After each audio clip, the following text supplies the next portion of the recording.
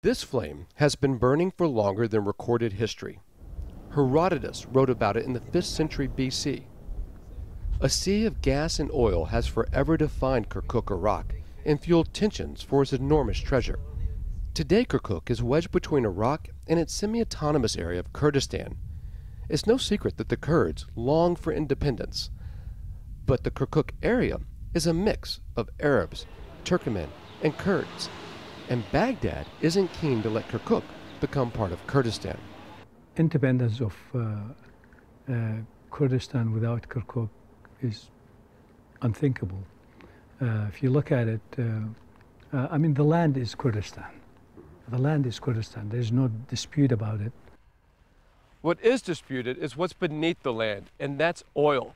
Kirkuk is home to one of the world's oldest and richest oil fields, and there's enough there it could tip the balance of power in the region. When the Islamic State swept across northern Iraq, the Kurdish army, outgunned and overwhelmed, retreated across hundreds of miles of territory. But in Kirkuk, the Peshmerga found the resolve to surge forward, even as the Iraqi army, which had been guarding the oil fields, fled, bringing Kirkuk squarely under the influence of the Kurdish government.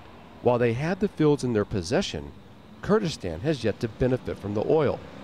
Production and export of oil from Kirkuk has basically stopped. Really, production has come down. For example, when I started, it was around 450,000 barrels a day to about 230, 250 barrels a day before these events started. So we're now down to nothing, basically. Kirkuk is the richest oil field in northern Iraq, but it's not the only one. In the last few years, the Kurds have developed other fields, built a pipeline through Turkey, and much to the dismay of Baghdad, they've begun exporting their own oil, filling tanker ships with crude and trying to sell it on the world's open market. Now the Kurds find themselves fighting for economic independence on another front, the U.S. courts of law.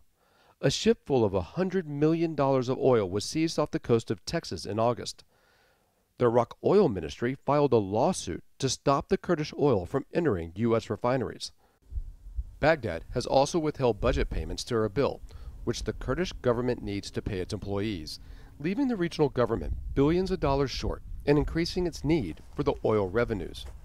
Once the oil in Kirkuk does begin to flow again, it will course through Kurdistan.